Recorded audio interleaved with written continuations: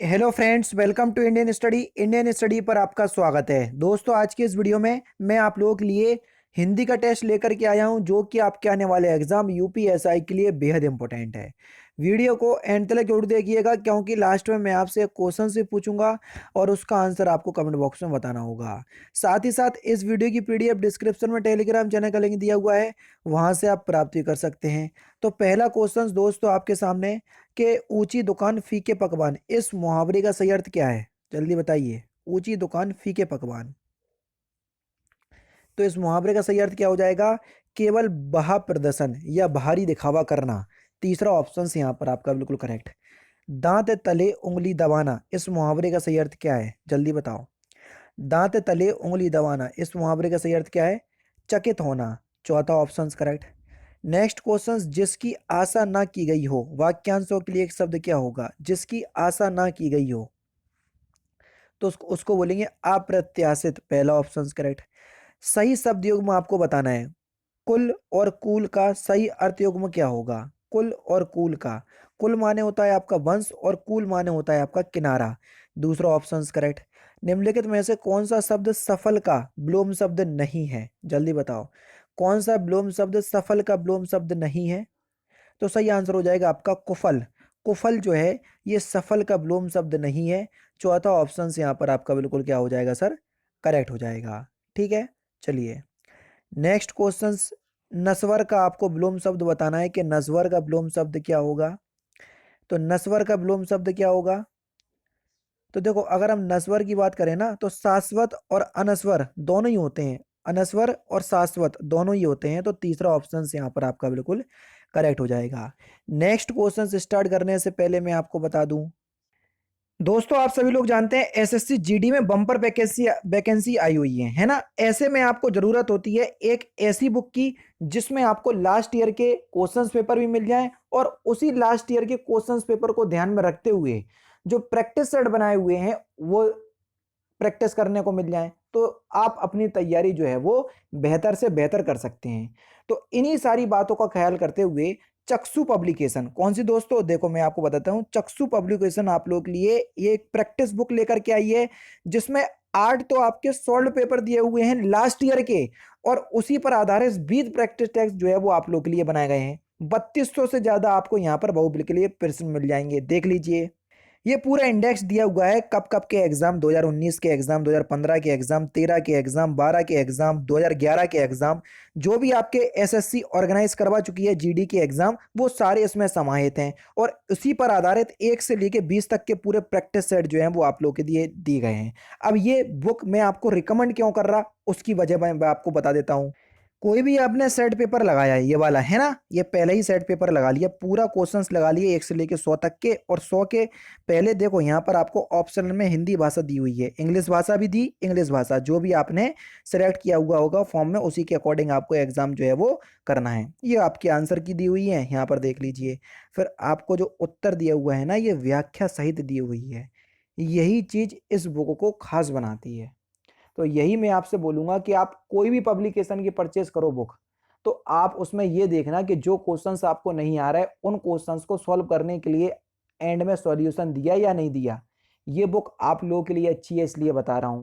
और सबसे अच्छी बात पता क्या है, इनके सॉल्व पेपर और गाइड बुक भी आती है, जिसमें आप अपनी तैयारी को जो है वो बेहतर से बेहतर कर सकते हैं और तैयारी को मजबूत कर सकते हैं। तो सारा कुछ आपको पैकेज चक्षु पब्लिकेशन में देखने को मिल जाएगा, अगर आप एसएससी जीडी की तैयारी कर रहे हैं। डिस्क्रिप्शन में लिंक है, वहां से परचेस कर सकते हो। आपको बता दूं, लिंक से परचेस करना नहीं चाह रहे तो नहीं करो, ऑफलाइन मार्केट से भी आप जाकर के परचेस कर सकते हो, मुझे कहीं भी कोई भी आपत्ति नहीं है। ठीक है, जो भी आपको सूटेबल लगे। फिलहाल इतना ही बताना था। नेक्स्ट क्वेश्चन, निम्नलिखित में से कौन सा शब्द कर का अर्थ नहीं है? जल्दी बताओ, कौन सा शब्द कर का अर्थ नहीं है? कान। कान शब्द जो है वो कर का अर्थ नहीं है। चौथा ऑप्शन करेक्ट। किसका पर्यायवाची शार्दुल है? शार्दुल किसका पर्यायवाची है? शार्दुल। तो शार्दुल जो है ये सिंह का पर्यायवाची शब्द है। पहला ऑप्शन करेक्ट। कौन सा पर्वत का पर्यायवाची नहीं है? कौन सा पर्वत का पर्यायवाची नहीं है? प्राकंपन। तीसरा ऑप्शन यहाँ पर आपका बिल्कुल करेक्ट। निम्नलिखित में से कौन सा वाक्य शुद्ध है? शुद्ध वाक्य आपको बताना है, कौन सा वाक्य शुद्ध है? उसने मुक्त हस्त धन लुटाया, ये वाक्य जो है वो आपका बिल्कुल शुद्ध हो जाएगा। चौथा ऑप्शन से यहाँ पर आपका बिल्कुल क्या होगा सर, करेक्ट होगा। पानी ना बरसता तो धान सूख जाता, वाक्य में आपको बताना है कि कौन सा वेद है, वाक्य का कौन सा वेद है। तो ये कैसा है सर, संकेतवाचक वेद है, पहला ऑप्शन करेक्ट।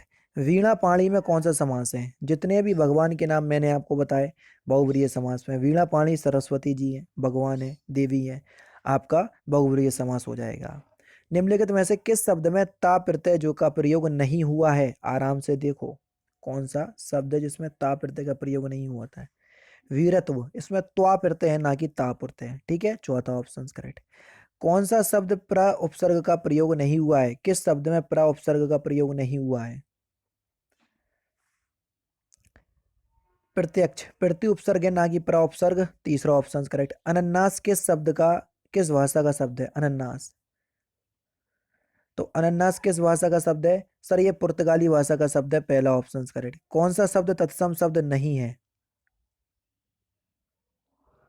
सूरज, सूरज शब्द एक तत्सम शब्द नहीं है। हल्दी का आपको तत्सम रूप बताना है कि हल्दी का तत्सम रूप क्या होगा, तो हल्दी का तत्सम रूप हो जाएगा आपका हरिद्रा, पहला ऑप्शन करेक्ट। शाबाश किस प्रकार का अव्यय है, इंपॉर्टेंट क्वेश्चन, शाबाश किस प्रकार का अव्यय है, तो शाबाश शब्द आपको विस्मयादि बोधक अव्यय में देखने को मिलेगा, पहला ऑप्शन करेक्ट। मैंने आम खाया है, इस वाक्य में काल का भेद आपको बताना है कि कौन सा भेद है, तो आसन्य भूत है, दूसरा ऑप्शन यहाँ पर आपका बिल्कुल क्या हो जाएगा सर, करेक्ट हो जाएगा। जहां पर काम जो है अभी अभी करके हटते हैं तो वहां पर आसन्य भूत होता है, ठीक है। पुस्तक पढ़ी जाती है, इस वाक्य में आपको बताना है कौन सा भेद है, पुस्तक पढ़ी जाती है। तो देखो अगर हम बात करें पुस्तक पढ़ी जाती है क्वेश्चन नंबर 23 में, इस वाक्य में कौन सा है, जो जाना क्रिया है ना, जाना जाति ये सभी क्रियाएं आपकी भाववाच्य में देखने को मिलेंगी, तो भाववाच्य है। वह पढ़ने लगा, इस वाक्य में क्रिया का कौन सा भेद है, वह पढ़ने लगा, इस वाक्य में क्रिया का कौन सा भेद है, वह पढ़ने लगा, वह पढ़ने, पढ़ने के साथ लगा आया तो ये संयुक्त क्रिया का भेद है, ठीक है, चौथा ऑप्शन करेक्ट। कुछ लड़के खेल रहे हैं, इस वाक्य में प्रयुक्त तो कुछ शब्द किस विशेषण का उदाहरण है, तो ये अनिश्चित परिमाणवाचक विशेषण का उदाहरण है ना। कुछ लड़के नहीं, परिमाणवाचक नहीं होगा, क्योंकि अगर मात्रा वाली बात होती तो परिमाणवाचक होता। लड़के हैं संख्याओं में गिन सकते, कुछ गिन रहे तो अनिश्चित संख्यावाचक होगा, परिमाणवाचक नहीं होगा, सॉरी माफ कीजिएगा। उसने कुछ नहीं खाया, इस वाक्य में कुछ किस प्रकार का सर्वनाम है, तो यहाँ पर अनिश्चयवाचक सर्वनाम है। हिमालय से गंगा निकलती है, वाक्य में कौन सा कारक है, मैंने आपको बताया जब से कारक चिन्ह का यूज अलग होने के लिए हुए, हिमालय से गंगा अलग होती तभी तो आपकी निकलती है वो, है ना, तो अलग होने के लिए हो रहा, तो यहाँ पर अपादान कारक होगा। लता शब्द का बहुवचन क्या होगा, ये लता एंड में आपका बड़ा आ रहा, और ये आकारांत शब्द है, आकारांत शब्द का एक वचन से बहुवचन बनाने के लिए उसमें ए जोड़ के उनका बहुवचन बनाते हैं, तो ए जुड़ गया, दूसरा ऑप्शन करेक्ट। निम्नलिखित में से कौन सा शब्द स्त्रीलिंग नहीं है, वजन, वजन शब्द स्त्रीलिंग नहीं है, चौथा ऑप्शन करेक्ट। कौन सा शब्द जातिवाचक संज्ञा का नहीं है, जुलाहा, ये जातिवाचक संज्ञा का शब्द नहीं है। निम्नलिखित में से कौन सा जुलाहा शब्द, कौन सा व्यक्तिवाचक संज्ञा का, वही तो मैं कह रहा हूँ, क्योंकि जुलाहा तो जातिवाचक संज्ञा का है, श्याम, उत्तर दिशा, जापान ये सभी व्यक्तिवाचक के हैं। तो वो कह रहे थे कि निम्नलिखित में से कौन सा व्यक्तिवाचक संज्ञा का भेद नहीं है, तो जुलाहा जो है वो व्यक्तिवाचक का नहीं है, ये जातिवाचक का है, ठीक है, इसलिए मैं ऊपर आया। निम्नलिखित में से कौन सा विस्मयादि बोधक चिन्ह है, डंडा बिंदी जो होती है वो विस्मयादि बोधक चिन्ह होता है, ये पूर्ण विराम है, ये प्रश्नवाचक है, ये अल्प विराम है, ठीक है।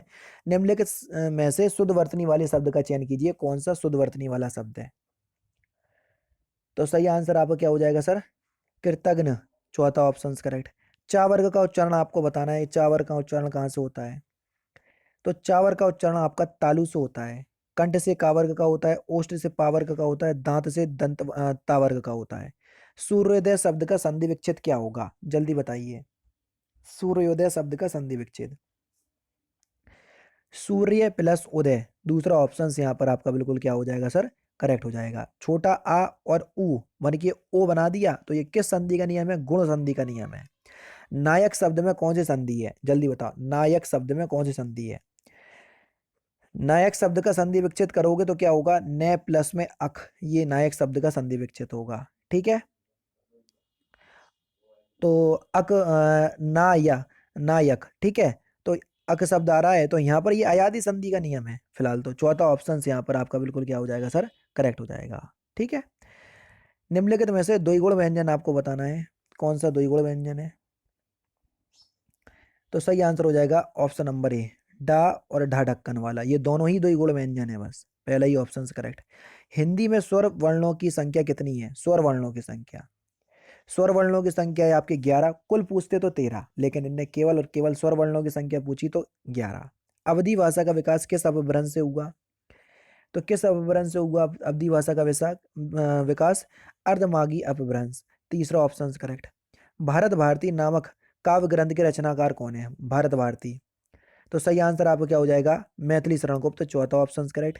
रेगन पर रघु किसका उपन्यास है, तो इस क्वेश्चंस का आंसर आप मुझे कमेंट बॉक्स में बताएंगे। तो दोस्तों ये थे आपके 40 हिंदी के इंपॉर्टेंट क्वेश्चंस जो कि मैंने आज के इस वीडियो में आपको कंप्लीट करवा दिए। वीडियो अगर आपको अच्छी लगी हो तो प्लीज़ दोस्तों वीडियो को लाइक और शेयर जरूर कर दीजिएगा। तो दोस्तों फिलहाल की वीडियो में सिर्फ इतना ही। अगर आपको वीडियो पसंद आए तो प्लीज़ दोस्तों वीडियो को लाइक कीजिए, शेयर कीजिए और साथ ही साथ हमारे चैनल को सब्सक्राइब करना ना भूलें, क्योंकि मैं रोजाना इसी तरह की वीडियोस आप लोग के लिए लाता रहता हूँ। नमस्कार दोस्तों, जय हिंद, जय भारत।